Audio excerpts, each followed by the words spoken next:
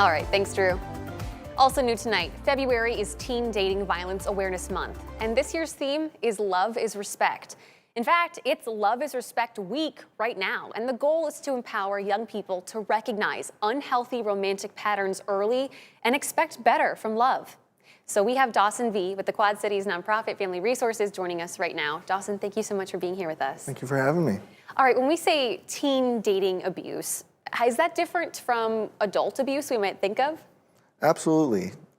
Just like adult abuse, teen dating violence has aspects of physical abuse, sexual abuse, or emotional abuse.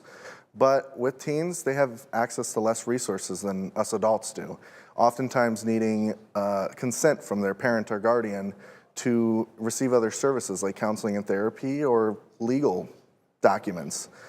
Take aspects of how they get in relationships with people at school or people they share friendships with, or friend groups with, and add on reputation and social pressure on top of that.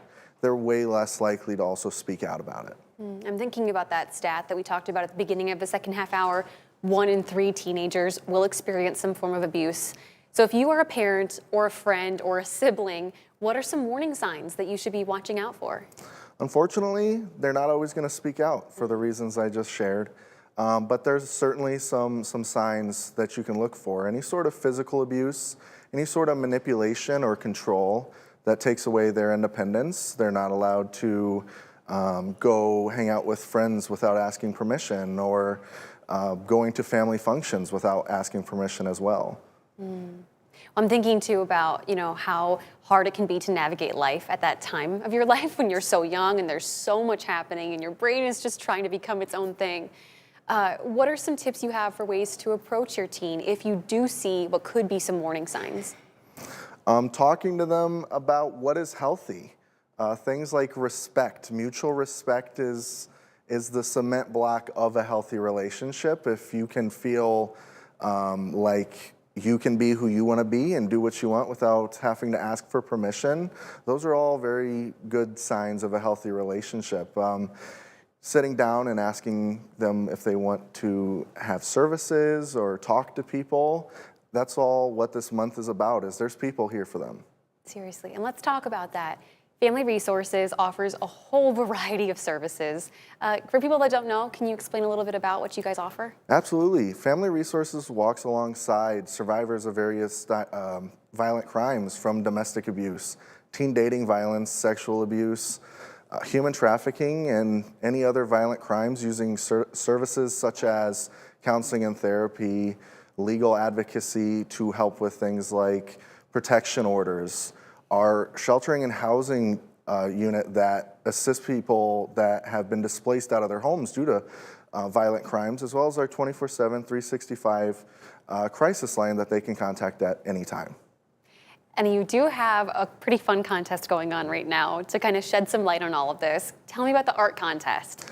Yeah, so the What Love Looks Like art contest is something we put together for schools that are participating, for students to show us what love looks like to them, their interpretation of love. And it can be in any way that they want. It can be visual art such as dancing or painting or drawing or music, anything like that. And they will get chosen at the end of it. 5 people will, to be on social media and for a prize. They can input their submissions online via email or at any of our 3 locations in Muscatine, Moline, or Davenport. Well, beyond just the students, if anybody wants to help out right now, they can partner with Family Resources for the pet drive you have going on. What is this about? Yeah, so the Love Should Be Kind Pet Service Drive is something we've partnered with other youth-centered organizations like Skate Church and Clock Inc. to spread awareness of teen dating violence, as well as give back to our community at the same time. I love it. People can just drop off donations at Family Resources? I believe there's different locations to drop them off as well, but you can always call as well at any of our numbers. We got them on our website. And before I let you go, Dawson, we might think of February as pinks and reds, but you are sporting a lovely orange today. Why is that? The color for teen dating violence is orange.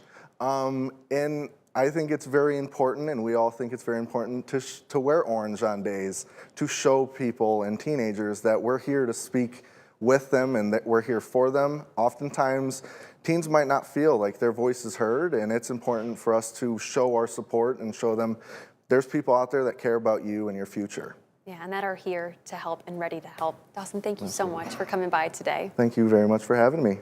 And for you guys at home, like I said, we have our online version of this article with all of those links and the drop-off locations up at WQAD.com. Just click on the As Seen on TV tab at the top of the homepage. James?